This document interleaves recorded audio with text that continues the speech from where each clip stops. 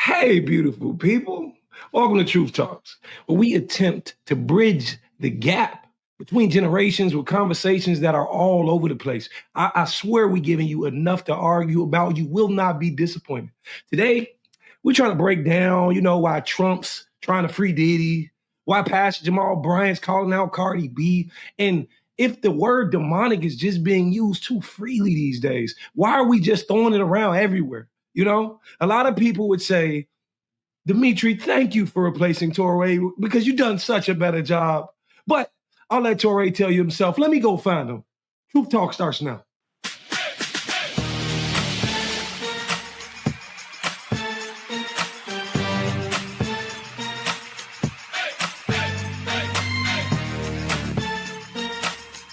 Are y'all ready to roll? Let's go. Wow, Dimitri, that was amazing for somebody who's working in their second language. I applaud you. Good on you. Good job. Wow. Welcome, Truth Tellers. We got a lot to unpack tonight, from the Diddy trial to where you spend your money to whether or not you should be tithing. Because is everything demonic nowadays? Please welcome my co-host, Dr. Cheyenne Bryant. Damn, I thought you was going to be on mute this whole episode or not here when I saw Dimitri do the intro. But unfortunately, Truth Tellers, we're stuck with my brother Torre again. Anywho, yeah, we got some good hot topics. And I just have to, I need some time to process the fact that I got to deal with him for a whole nother episode. I'll be back. I am happy to see Reva Martin here. How are you, my sister? I am fantastic, having a fantastic time hanging out with the Truth Tellers. And I called his mom to make sure it was okay. He can stay with us for the whole hour, Dimitri Wiley. It is a pleasure to be here. Happy Friday. You got out of your babysitting duties, so now you're free for a little while. Thank God for that. All right, let's get into trending true story number one. Donald Trump was asked if he would consider pardoning Diddy, who faces federal racketeering and sex trafficking charges. He's still on trial right now, so it's probably a little early to even ask this question, but of course, people are asking the question. Trump did not commit to a pardon, but he said he would think about it. Take a listen. You mentioned once in 2012 that Diddy was a good friend of yours back then.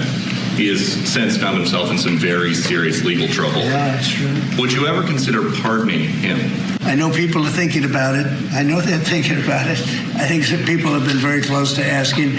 First of all, I'd look at what's happening. And I haven't been watching it too closely, although it's certainly getting a lot of coverage. So, I don't know. I would certainly look at the facts. Reva, the trial's still ongoing, so it's a little early to be talking about a pardon. He might be acquitted. Nobody knows. So there's a lot of ifs here. But if someone is convicted in a case like this and then pardoned, what does that say about the justice system when the president is able to pardon people, not because he's articulating something happened wrong here, but because I like that person or they gave me $1 million? Well, we know, Torre, when the pardon comes from this president, it says a lot about the corruption in our government. And to be clear, you can be pardoned midway through a trial. You can be pardoned after you've been indicted. So the president, if he wants to, he doesn't have to wait until the jury comes back with a verdict. He could call up the Department of Justice and tell them to drop the charges against Diddy, or he could issue a presumptive pardon. So let's be clear about that.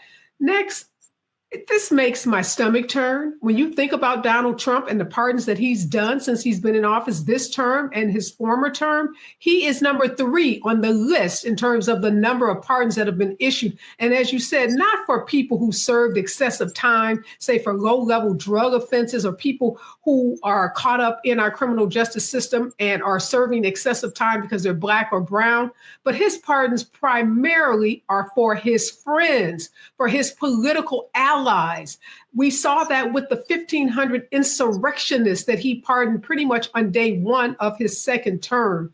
So when you think about the people that Donald Trump pardons, even the Chrisleys, the reality show folks, they defrauded banks out of $36 million.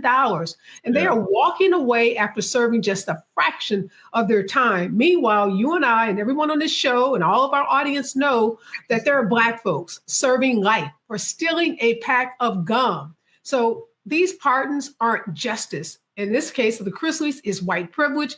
And in the case of Diddy, it would be demoralizing to the Department of Justice and to our jury system as a whole. Yeah, Dimitri, we've seen NBA YoungBoy and Kodak Black and Larry Hoover pardoned by this president, but maybe Diddy will happen. But it seems a bit strange to have somebody saying, I'm going to pardon people because I like them, not because there's a mistake in the system, not because something went wrong and we can deal with that, but because I like that individual. Like, that seems like a strange way to run a country. But you got to ask yourself, is he saying I'm going to pardon them because I like them, or is he saying I'm going to pardon them because you like them? The idea that you'll like me if I set your people free. I'm giving you what you want, right? Ain't that what I'm doing? Criminals love to help criminals. After this, we're going to see if the next president pardons Donald Trump because his ass need to be locked up. That's how I see it. Jesus. Doc? Diddy would be pardoned because he would be exactly a political ally. Trump doesn't do anything without strategy, without an end result. He works backwards. He sees the end and he starts to work from there.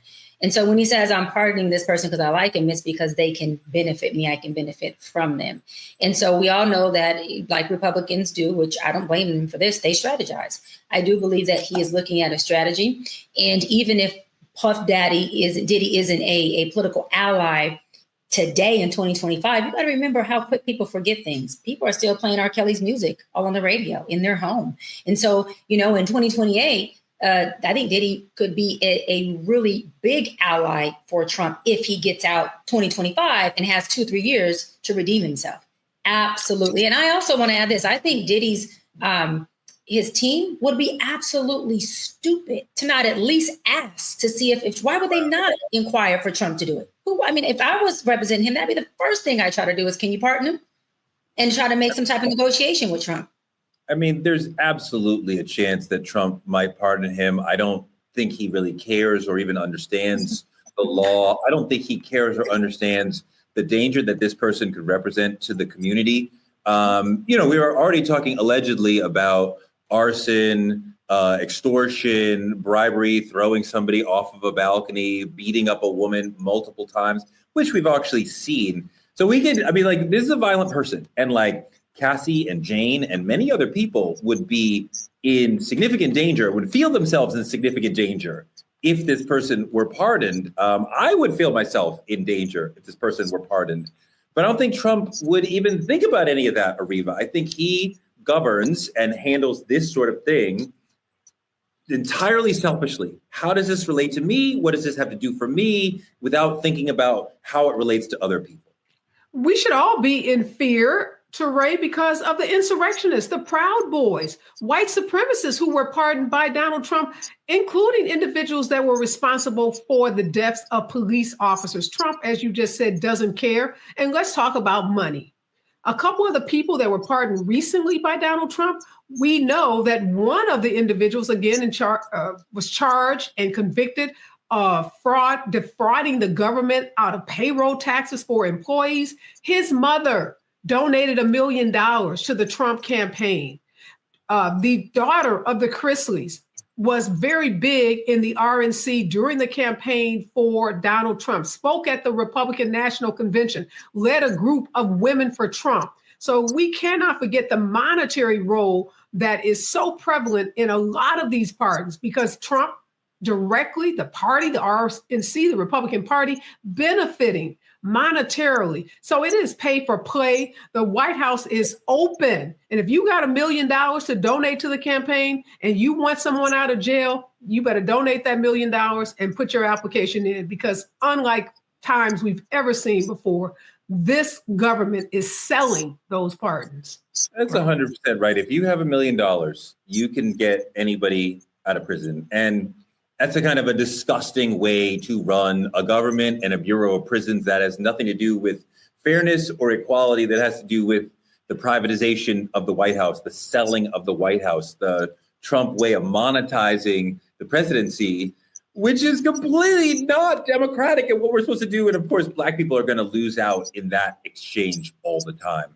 Let's move on to our second story in our trending topics. Target has lost billions because of the Black community boycotting Target. Congratulations and good on y'all. Y'all have made a difference. But in the words of the great Kendrick Lamar, it's not enough. Pastor Jamal Bryant took to Instagram to call out Cardi B after she posted a picture of herself shopping at Target with her children. He reminded Cardi she's got to support the boycott. She's part of the community. Dimitri, does the pastor have a point? I mean, yes. I mean, I have to give it to him. I'm with him when he's right.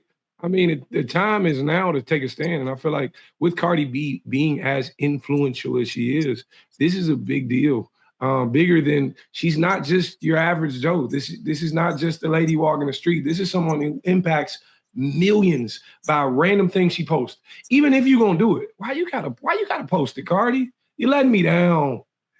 No, Doc, he's totally right that even if she snuck into Target on her own, but like taking a picture really thumbs her nose at the boycott that tons and tons of Black people are participating about, talking about online. Everybody knows about it.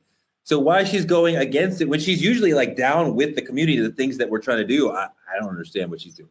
Yes, that's exactly what I was going to say, is that I'm surprised by Cardi, because Cardi is not only supportive in our community, but Cardi has got on social media live and on her page and posted a lot of her political views on things. And, you know, to a lot of people's surprise, at least mine, when I first heard her talk, she's pretty politically savvy. Like, she knows some of her stuff when she's speaking on behalf of certain policies and even on certain things that Trump was doing during the election. And so to see her do that is surprising. But I want to push back on what Dimitri said, because I feel like if she's going to do it, she shouldn't just do it and hide her hands. If she's going to support, how about don't do it at all? And just understand that, you know, we do have to have celebrities and people who have big platforms use their platform for more than just monetizing for their own personal gain. There is a community out there that depends on you, that's watching you. And of course, if you decide not to, you're not just, we don't want to demonize you, but we would like for you to be a part of our, community call of actions by using your platforms and your voice to help us push these calls, because we do need you. But I want to end on this. We know that using entertainment, as Kamala did when she ran for office, obviously doesn't win votes, and it obviously doesn't win us over because we weren't able to get her in office. But what it can do is it can talk and be a voice to a culture that is listening and that is watching what these celebrities do. But really, is that the case, Dr. B? Because we saw every celebrity possible come out for Kamala Harris during that election last year, and now they are experiencing backlash in social media. A lot of them are being blamed for why the Democrats lost the election. So on one hand, we're saying celebrities, use your platform, be a voice, speak out, get involved in politics. And then when they did it at the highest level, from Oprah to Beyonce to just about every A-lister you can name in Hollywood, the people spoke, and the people said, celebrities, go drill a basketball, go sing a song, go dance a dance. It's a lot to suggest that Kamala's loss, which is offered by many, many, many things, misogyny, racism, the very tiny amount of time she had, the change in strategy from her early days, which is very successful, to what she started doing after 2 months in. There's a lot of reasons why this didn't work out. It's very hard to blame this on, well, you had celebrities that didn't work out, so celebrities don't. That's difficult. Yeah, got it. So again, my theory is the way that she went about it, which is using entertainment, using sexy red, using rap, using a narrative that is negative in our community. from my experience as a taxpayer, a voter, and a Democrat, it did not work. So what I said was using celebrities to push policies and campaigns as far as elections has shown, from my opinion, it does not work. Having them on their platforms as influencers, giving out a narrative or a call of action, it tends to work in our community when we're saying, hey, don't go to Target. Hey, go buy this shirt. Hey, go read this book. When it goes to those call of actions, it works. Let me tell you why I believe that is exactly why I had a problem with Kamala using entertainment and using Sexy Reds and using only these folks to get our attention, because we are a community of people that are not as educated on policy and legislation as we should be. There may be the group of us on here on True Talks who are educated on that, who sit around and have these conversations with our colleagues, our friends, and our families. But majority of the culture are not talking about running for office or talking about their local officials or talking about assembly or Congress or Supreme Court. They're not having that conversation. So again,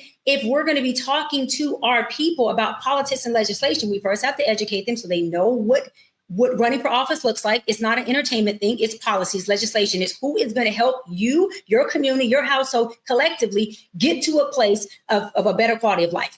And that's not what I see. That's not the campaign that I seen, that I contributed to, and that I supported. I'm allowed to have my opinion. You were critical of Kamala last season. Yeah. What role do you think that celebrities should be playing in boycotts? Like, do Black celebrities need to be like lockstep with everything? I mean, like, can she not have her own opinion?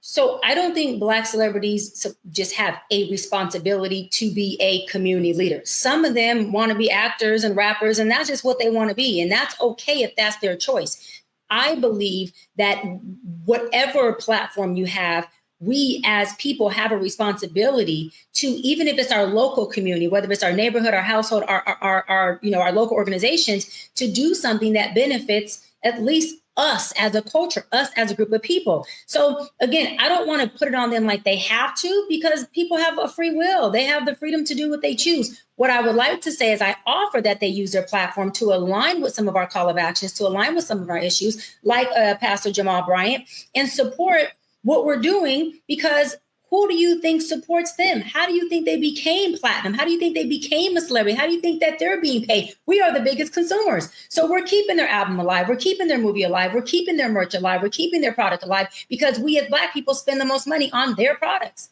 So I just think it would be nice for us to have their support given back.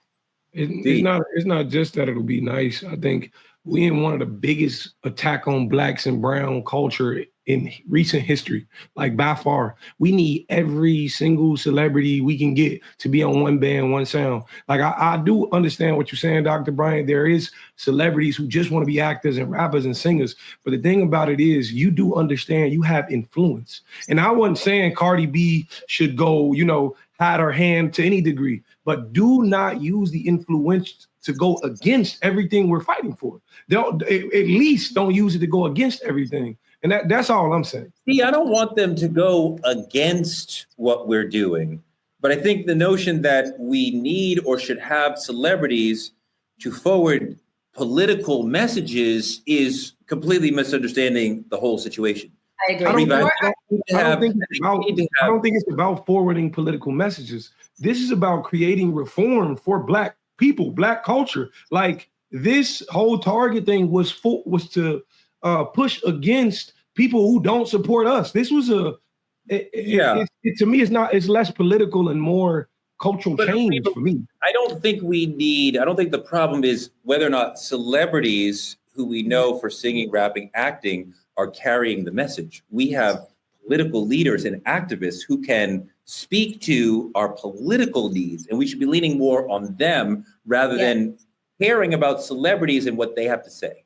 No, yes. I totally disagree with you, Teray, and I disagree with what Dr. B said. First of all, with respect to Kamala Harris, she had 107 days, people. We got to remember that. She had to capture the attention of the entire country to try to put forth a winning campaign in 107 days, never been done before. And she didn't create this society where we live in, where we revere actors and entertainers. She inherited that. We all inherited that. So we live in a culture where if you're trying to get the attention of people, particularly Black people, you can do that a lot faster and a lot more effectively when you do it through influencers, messengers, and those influencers, the bigger influencers in our community happen to be entertainers. They happen to be rap stars. They happen to be sports figures. So we use what we have. So I think we can do both things. You can have politicians pushing a message. You can have pastors like Dr. Jamal Bryant pushing a message, but absolutely, we should call on our celebrities, those that we have made big, those who we have poured our hard-earned money into to get them where they are. We have every right to ask them to show up for us and to support causes that are going to lift up everyday people, poor people, working people, mothers, and single parents. Yes, we should be calling on them. And shame on Cardi B. I love her. I love her music. I love what she usually stands for. But I think this was a big misstep on her part by posting that picture. Sorry. Yeah. And I just want to say, hear you, sis, but obviously push back. I think that our political leaders need to have more respect for our community. They need to understand that we are not just entertainment. We are not just athletes, that we are educated, that we are doctors, attorneys, community leaders, elected officials, commissioners, mothers, and all those things, that we can handle talking about policy. We can handle talking about legislation. We can handle having real conversations at the table. You don't have to commingle somebody who's popping their ass on the stage. You don't have to commingle somebody who's rapping to get our attention. We should be a community of people that don't always have to have entertainment in order for them to get our attention. We should be able to be at the table having conversations about what politics is about. It's about legislation, policy, and leadership, and who is going to lead us, not who is going to entertain us. What we have in office right now is a Hollywood entertainer. And this is exactly why we have a circus, because he's doing more entertaining and making money than he is serving us. This is why I push back on the fact that we have to understand as a people, there's a time to be entertained, but there's a time to have a real conversation that has to do with policy, leadership, and it does not have to do with a dropping it like it's hot, a rap video, or some big production for our people to be gathered and mobilized to a table. Totally think that. Dr. B, now what you're doing is you're getting into the particulars of who that entertainer is. Like, you're making references to people popping their butts, twerking, or whatever. Mm-hmm. So you're going into the quality of the entertainer. Maybe you didn't like Sexy Red or someone else that was on the campaign, but the reality is you look at cable news stations, you look at the number of Black folks that are watching cable news and other stations that are related just to or dedicated just to politics. Those numbers pale in comparison to the numbers of folks who are watching entertainment-related shows. You can't deny that. So the reality is entertainment is huge in our community. I mean, of course, entertainment is huge, but if we don't have entertainers who can effectively explain and articulate the political issues, then a whole conversation is lost. I go back to Colin Kaepernick, who had a beautiful and powerful physical protest on the sidelines. And then we go in the locker room and try to ask him to talk about these issues, and he is not the most articulate talker on these issues, and it lost some of the power of his protest, that he couldn't explain it. And that's something that Pastor Jamal Bryant or other activists are better at than some of our entertainers. Let's move on to our politicking segment, which is kind of heartbreaking, as it's been typically usually. Trump and Stephen Miller are back on the travel ban bullshit. Their recent ban has affected a large population from Haiti that will stall or cancel all kinds of life-saving procedures for at least a dozen kids or young adults. The ban goes into effect Monday, offering exceptions for those who are lawful permanent residents or traveling for the World Cup or the Olympics. But there's people who have serious medical necessities that may be coming here looking for open heart surgery or things that can save their lives or change their lives and make their lives much better. There are children diagnosed with rheumatic heart disease that need help, and the travel ban is affecting their life. There's a large population of Haitian folks in Massachusetts that this is affecting. Let's take a look at that video. A directive to push more than 500,000 Haitians out of the United States in less than 6 months is being called unrealistic and unfair by Jeff Thielman with the International Institute of New England. You will see communities ripped apart. You will see families ripped apart. They followed legal pathways to get here. They did everything that they were supposed to do. The Department of Homeland Security says about 57,000 Haitians registered for temporary protected status following a devastating 7.0 magnitude earthquake in 2010. That status was renewed under the Biden administration in 2021 amid civil unrest after the assassination of Haiti's president. This will have disastrous consequences for them. These are people that have been here, some since 2010. A lot of them have had U.S. citizen children here in the U.S. Under the Biden administration, Haiti's temporary protected status was extended through February 3rd, 2026, but protection from deportation and work permits are now set to end on August 3rd of this year. They knew what it was when they came here on temporary. It says right on it, temporary. So they knew it was temporary.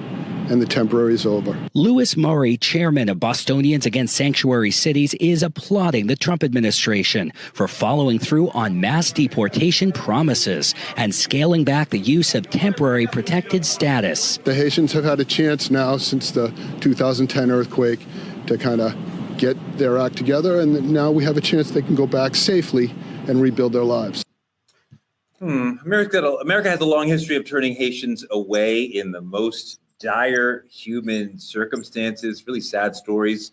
If people have applied legally and received refuge, what right do we have to send them back? And how often are we actually sending people back really based on political motives rather than actual legal questions?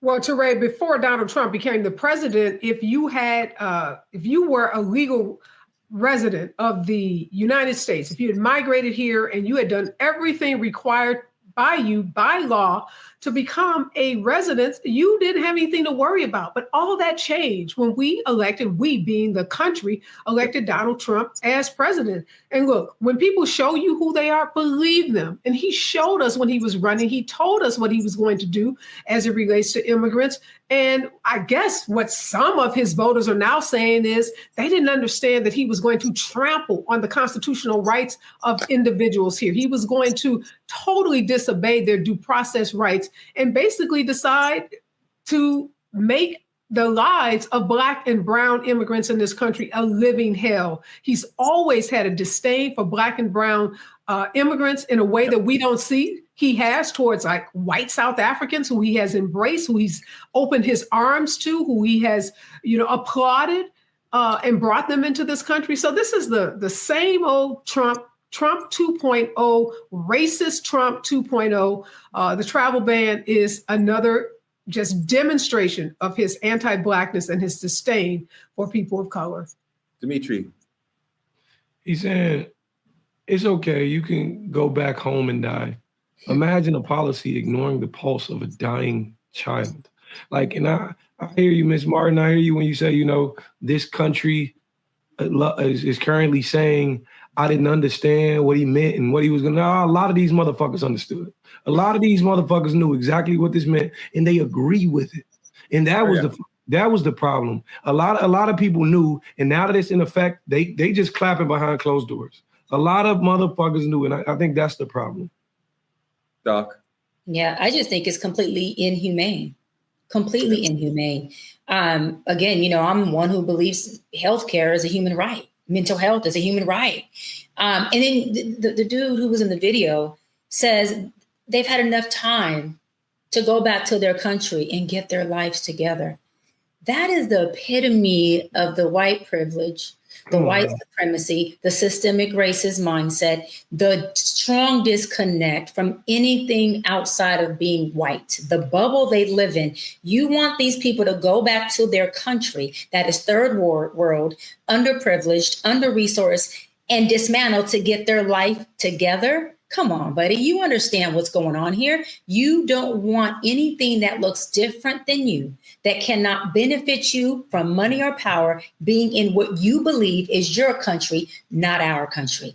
That is a problem. That's a huge problem. Let me say this, Dimitri. When I say some of these people are saying they didn't understand, what I'm speaking to is I've seen a large number of Latino voters expressing voters' remorse. We know Trump won a greater percentage of Latino votes, particularly male votes, than what anyone had anticipated. And now when you see these raids of predominantly Latino communities, I've seen folks on TV saying, I didn't know, we didn't know. What they really meant was, we thought it was going to happen to another community, not our community. They didn't care as long as it didn't hit home. But now that this is hitting home, folks they're being forced to wake up and to accept that which they have been in denial about since Trump has been elected. And Ariva, this is True Talks. And so because you said they knew, they just believed and hoped it would happen to another community, because it's True Talks. Can you say loud and clear what community that they believed and thought and hoped it would happen to and not theirs? I just want to hear it. They thought it would just be us, as long as it was going to be Black folks. We are always at the bottom. We are the ones that suffer the most. And then it is the Latino community. It's Black and brown folks that suffer from these racist, oppressive policies. But, a lot of folks, Dr. B, and you know this, everybody on this show knows this, a lot of folks who are Black and who are brown identify as white. They like that white proximity, and they think by being white proximate that they are going to reap the benefits of white privilege. They're going to reap the benefits, the protection that white people in this country get. And then they get this rude awakening when ICE comes knocking on the doors of their friends, their neighbors, and then they have to realize, you know what? I guess I'm just ISIS. Because Jay-Z said it best. Ariva, he said after all that, still nigga. Go on, Torre. Tag you it. I mean, the thing is that, we have people coming here looking for medical help, and we're treating them this way. And this country has been a beacon for immigrants, political, medical, all sorts, for a very long time. And to see this country turn recently and in recent years to say, now we're going to be evil and mean to immigrants and get rid of them, that is the opposite of what America has been for a long time. Well, Teray, if you're a white Africana, you can come here and say that you are in fear of your life. You're in fear of Black South Africans killing you on your farm, and you can find refuge. You can find support. You can find solace. You can find a home. You can find resources. It's just if you are not white. So we got to be real clear. These immigration policies are not utilized. They're not applied. They are not executed on a race neutral basis. When you look at the 13 or 12 or 13 countries that are now the subject of a travel ban, 7 or 8 of those countries are Black or brown countries. So this issue, this inhumanity, this evilness that we see around immigration, it does not impact all immigrants the same. It is our communities that are disproportionately impacted by these inhumane policies. No, absolutely. What we see out of the relationship, the relationship to the brown folks coming from the southern border and folks wanting to come from Africa who are not the white South Africans, it's clear that there's a desire to whiten the country, get Black and brown people out of the country if possible, bring more white people into the country. Let's move on to segment 3. Real talk. Some people feel like everything is demonic right now. Like there's a growing outcry from Christians who are like, it seems like everything is demonic. And we can't even understand where we can go. I went to the Cowboy Carter concert the other day in New Jersey. It was extraordinary. And there are folks who are saying that they rebuked me, that I was wrong as a Christian for going to such a thing. Let's listen. Let's let the sister talk. Any of you that are going to Beyonce's concert, I rebuke you in the name of Jesus. Because there was and you know what rebuke is? It's a sharp disapproval of something that you're doing. It means that you're going against the standard of Christ that you're living in. Ariva, do you understand why the sister and others, that she's not alone, would think that Beyonce or just any of the major pop cultural things that we are all about nowadays that are demonic? Well, I understand that's what they've been taught.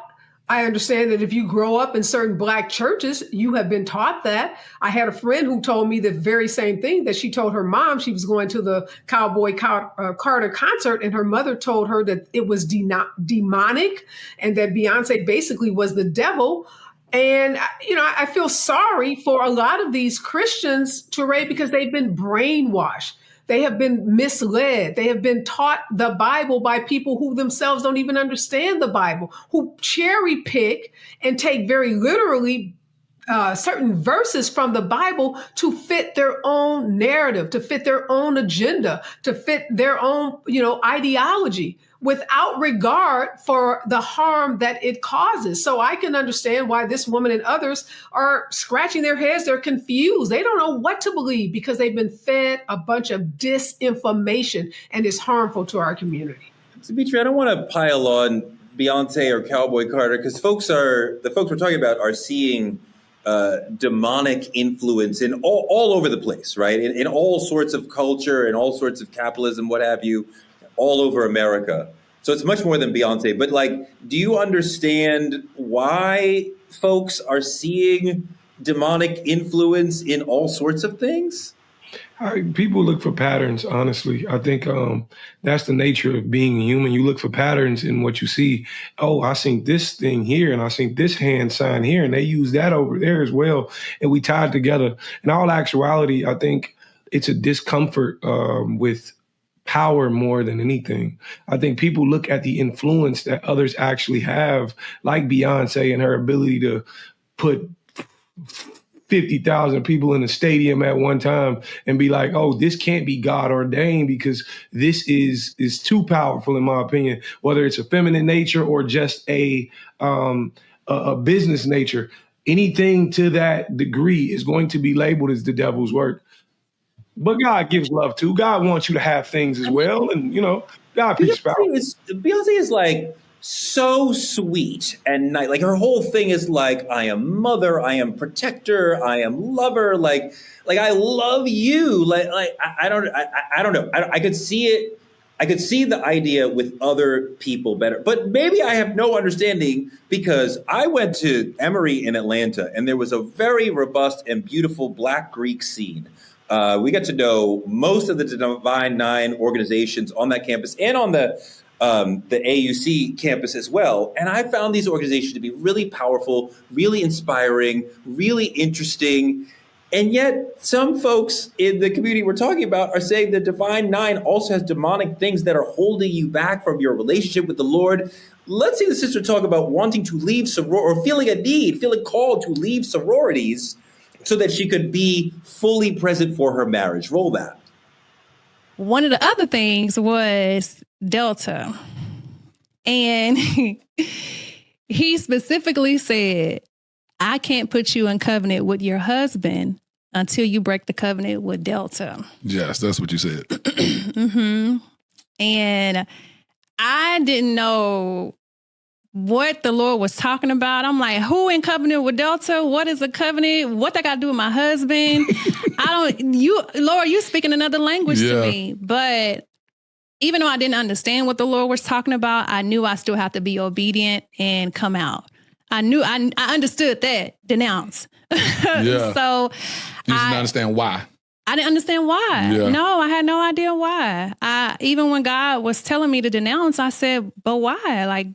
Delta has been nothing but good for me. Yeah. Reva, do you understand why it would be a contradiction for some people to be in Delta Sigma Theta or Alpha Kappa Alpha, whatever, and then also be married? I don't see why that's a problem. And I know a lot of sisters who are married and AKAs and DSTs, what have you, and brothers, APHIA, Q, all the things, Kappa. Shout out to those I didn't mention, no shade. But I don't see the challenge. Maybe absolutely not. What is the connection between a sorority or a fraternity and your love for your husband, your partner, your spouse, or for that matter, your belief in God? Again, Teray, we cannot minimize the amount of brainwashing that goes on in churches around this country, not just Black churches, but we're talking about Black people today. So Black churches. And a lot of that, let's keep it 100, is done to manipulate people and to get them to tithe, to get them to give financial gifts, to get them to give money to the church. and to enhance the life and the lifestyle of a lot of these pastors who live better than some of the CEOs of Fortune 500 companies. So we got to talk about money in religion and the role that it plays in the same way we are quick to criticize money in politics. Money in church is a real thing. And somebody making this woman feel like she can't be a Delta and have her husband, and she herself is saying, I don't even really know what this is about. Well, I would say to this sister, please use your brain. You obviously went to college. You're obviously smart. Even if you didn't go to college, you're an intelligent woman. Use your own brain. Do your own thinking. Don't leave your brain at the door when you walk inside a church. Don't let the pastor thinking be a substitute for your own thinking. Ask questions. And if you don't understand it, it probably don't make sense. We've seen two sisters talk about their side of this. The brothers are having some of the same thoughts around this. We got a fraternity brother destroying the things that mark him in the fraternity, which is a big deal if you're in the fraternity, and the work you have to do to get into fraternity is very hard because of Christianity. Let me see that clip. So today I am denouncing my Greek letter academic honor societies. So, as you may know, people have been denouncing the Divine Nine organizations, and while I have my own personal opinions about them, not all negative, not all positive, however, through my personal conviction as I'm growing in my faith even the more, some things I don't want to pledge my life to for eternity. It is not to Jesus Christ. And so whether that's a Greek letter organization as a fraternity or sorority, Freemason, whatever the case may be, even academic. A lot of times we pledge and we make these oaths and allegiances to whether it's fraternity, sororities, Freemasons, Eastern Stars, even academic honor societies, or even public organizations like Jack and Jill, things of that nature, without understanding the history and the why behind it. And so this is my, how can I say it, my denouncing video. And so, yeah, here I go about to shred.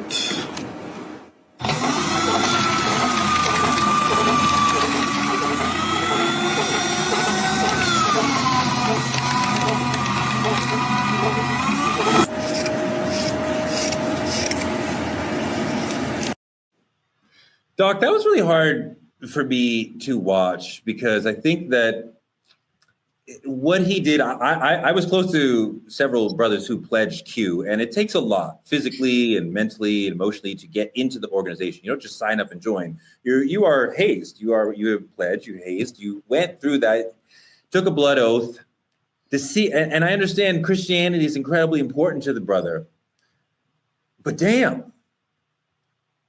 Yeah, this is where religion to me can get very dangerous. They're talking about things being demonic, right? Beyonce, being a soror or a fraternity, Divine Nine, and other things that they haven't listed. But I'd like to ask these folks, have you considered the pulpit, the bishop, the pastor? Is there anything demonic about them? Is there anything that they're feeding you that maybe you shouldn't be eating? Is there anything at church that you feel is not as holy as it's claiming to be? Maybe where the demonic messaging is coming from, the root of it is where you need to check. Where at did you get this ideology that these things outside of the church that you're being fed from is demonic? Because a lot of times, and I've been in my field for 18 years, and I've had many of mega church pastors who have been my clients. Of course, I'm never going to share names, that are doing a lot of things that people would deem to be unpulpit-like, unpastor bishop-like. There's bishops who are doing things that people would deem demonic, like having a wife and a side chick in the same city in two different homes. So what I'm saying is that, or to Ariva's point, who are only at the pulpit because they know there is monetary benefit to it, who are actually spending the church money on their side chick for vacations, who are actually spending their church money with the women who they're congregating with in the congregation. So we're going to talk about what's demonic. We got to talk about the real essence of what's going on in the church where you're getting this feeding from. And I always believe that what feeds our feast is what we become. We are what we eat. And so if you're eating some of these demonic preachers, you're eating some of these scriptures that are like Ariba said, that are created and handpicked and selected just to complement a narrative that pastor, that bishop wants to set out so that, again, his quality of life can be upkept, then guess what? You are being fed demonic scripture. You are being fed a spirit that has you thinking outside of what is normal or possibly what is right. This is where people have to question, hold on, do I have a personal relationship with God that I can ask and say, hey, I have a question about scripture. I have a question about this religion. I have a question about my pastor. Go to that, build a relationship with self and your own God. Question everything around you and try to listen to self before you listen to things that are external, because you end up in situations that you may have to backpedal to that there is no backpedaling from. That's where religion scares me at, because I'm going, wait a minute, pastors and bishops, we got to check in with y'all to see what's really going on here, because y'all are feeding a congregation and feeding a culture of people who either don't believe in church no more, claiming church hurt, don't believe in religion no more, or they're coming to you and you're totally fucking them up. Dimitri, she references how a lot of the messengers are full of shit. Yeah, I think that's exactly my point. Just to speak on me personally, my mother grew up in a church household where there was church in the basement. Like, I don't know if you know, you can actually go back. Religion was heavy in my family, and it was forced upon her. She did not force it upon her children. The simple message my mama gave me was God is love. God is everywhere. You do not have to be confined or caged in order for God to see you and be in your heart. Live like him, right? Now, Dr. Bryant, I've been around you for a long time, and I've heard you say the word dogma a lot. Can you please inform the audience of what that may mean? Absolutely. Dogma is living in the thoughts and opinions of other people. Absolutely. And when I was in church, I saw church when I was homeless. I was homeless at the age of like 20, 21, maybe a little younger than that. But I was in church. This is the first thing I decided. I'm going to go to church for my own. My family never forced me to church. I went to church on my own. And it was in church that I realized deliverance becomes dogma when it silences self-discovery, spiritual discovery. If I'm looking at him and saying, I got to do what he's telling me to do because he's abiding by this book, I'm failing to discover anything on my own. And I'm going to say it one more time for, those who are listening and those who are on the same journey. Delivery becomes dogma when it silences discovery. So get out there and figure it out for yourself before you start cutting things you work for. Because just like you said, Torre, it takes a lot to get into a fraternity. And it means a ton to those people you're standing next to. And so before you burn anything, shred anything, or throw anything out the window, make sure you're doing the research for yourself on how you want to live. The bigger notion for me is, why does Christianity have a chokehold on us as Black people? And I understand there are many Black Muslim brothers and sisters in this country, and there are some Jewish brothers and sisters that are Black in this country. But for the most part, in America, we are Christian. And at a certain point, you're like, why? And I have an idea why, but I want to hear a little bit of Dr. Umar talk about it before we get into why. Religious institutions take three things from Black people too much and too often that we can't afford to waste. One is our time. The church takes a lot of time. I know because I was raised in it. Number two, your hope. You got people believing that through this vehicle, something is going to happen and nothing of the shows. And the third, and that is our money. Y'all taking donations and you're not doing nothing for the Black community. This money is needed for us to save ourselves. We can't afford it to throw it into religious institutions who don't do nothing but pray. You know, Ariva, when I think about the Black community and Christianity, the conversation has to begin with slavery, right? And the way that Christianity was used to control Black people. And I think that we were acculturated to Christianity in America, and it becomes part of our relationship with America and how we survive in America, and there's times when it uplifts us as individuals, as a community. Dr. King, the civil rights movement, hugely important. But it is a holdover from slavery, is it not? This is why we are, as a community, so enraptured and held by Christianity. No doubt about that, Teray. And not only are we in some ways held hostage to a lot of those messages that are holdover from slavery, from Reconstruction to the Jim Crow era, but look at the patriarchy in religion. So you're asking the question about Christianity and, should Black folks remain as Christians? But I'm not seeing all of these other organized religions that recognize the equality of women. Most of the organized religions, if not all, have in common the oppression of women. And so I've been asking myself as a Christian, born, raised as a Catholic, go to a Methodist church, believe in God, had some of those same messages you're talking about. And I'm asking myself, why is Jesus a man, and why are all the references in church male references? So we got to ask a man to deliver us. We got to ask a man to bless us, to give us grace. What about women? And what message is that sending to men? Men are the head of the household. So when we talk about domestic violence, a lot of it starts by the messages men and women get in church. So I've been asking myself a lot of tough questions about my belief system and what the God is that I want to serve and have relationship with. And it is not a male figure. It's not a gender. It's not him. It's not his. No, that's very well said. Dimitri, are we as Black people too tied to Christianity? And this is not to assail any specific Black Christians who are listening or watching. Christianity may have had a massive impact in your life, and I am thrilled for you for that. But as a mass, millions of Black people in America, does it make sense for us to continue being predominantly Christian? This hits home actually very, very well, because y'all know I love my granny to pieces. And for as long as I can remember, my granny's been attending church weekly, more than once weekly. And it's taken up so much of her life. I remember specifically having a conversation with my granny, and I told her two things. I said, Granny, I don't know if you know this, but what you've given to communion could have funded this institution. Just that. You put so much in here, you could have bought this whole church and done it 3 times over.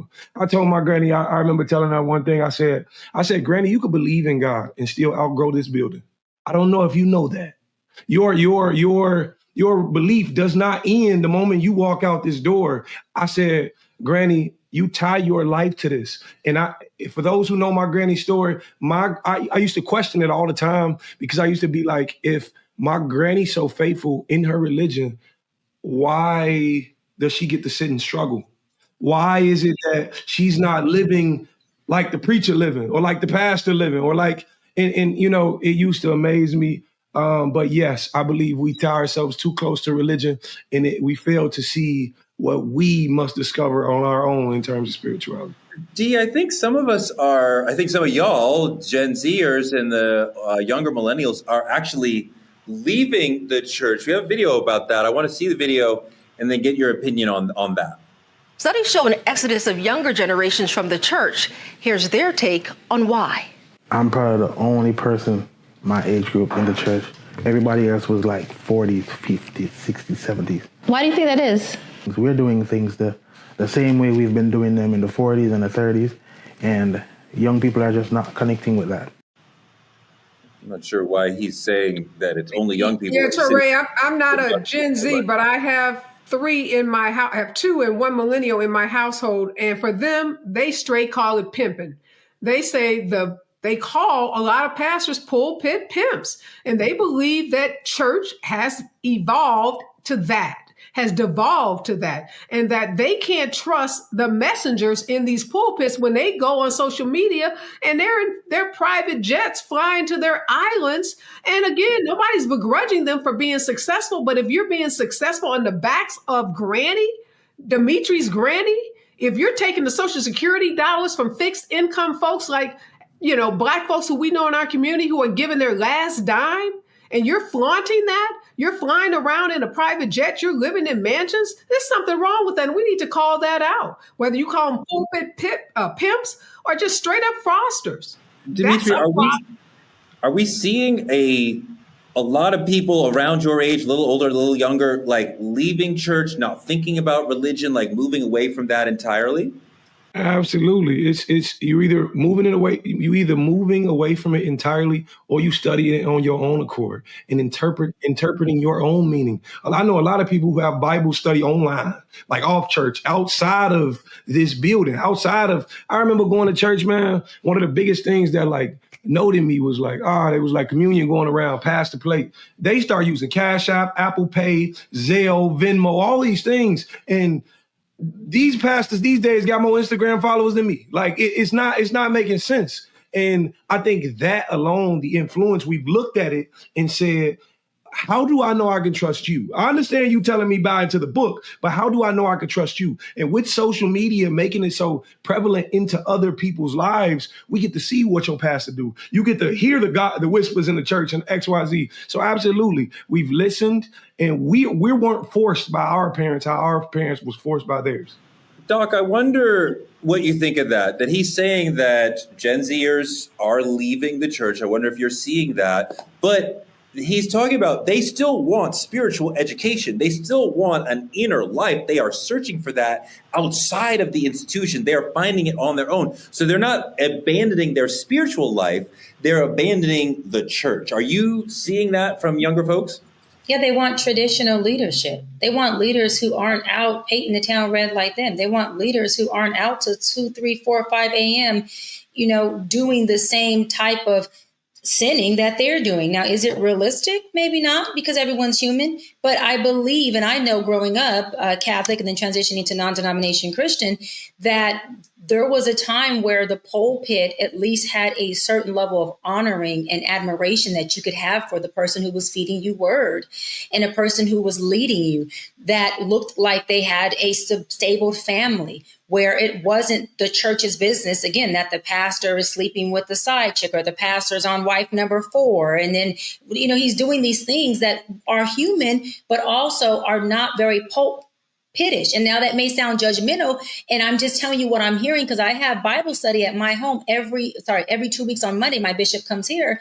And that is one of the number one things that the younger generation are saying is, Doc, we love that you have Bible study there, because one, we can be ourselves. Two, you're bringing in a bishop who isn't into the same fleshly, lustful things that we're into. So they're able to separate it and say, hey, there's some hope here. If I follow these principles, possibly I can become more Christ-like, and leadership that shows them not perfection, but what is Christ-like? What do applying the principles that you're teaching us look like? Or are you just teaching it for a transactional exchange of being paid? Churches used to be about relationships and resources. Folks can't even come to their pastors nowadays and say, hey, I need help with the bill. I need help with childcare. Where are the resources at? When you bring up slave days, churches weren't just a place for people to go to get a word. It was refuge. It was resources. It was community. That's where we familyed at. That's all we had.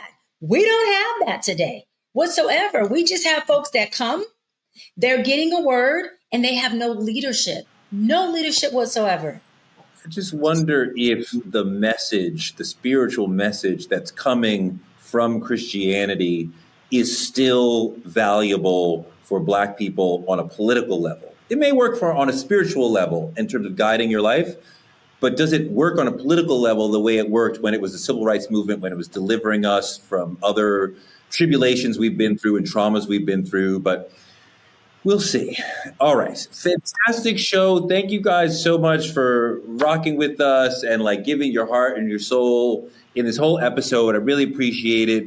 Areva Martin been rocking with us all week long. We really appreciate your heart and soul and your legal knowledge and your wisdom as a community member. You see, we're elders. Other people don't understand. They want to call us ancestors or ancients. We're elders. And it's different. You are sages. I like the word ancestor.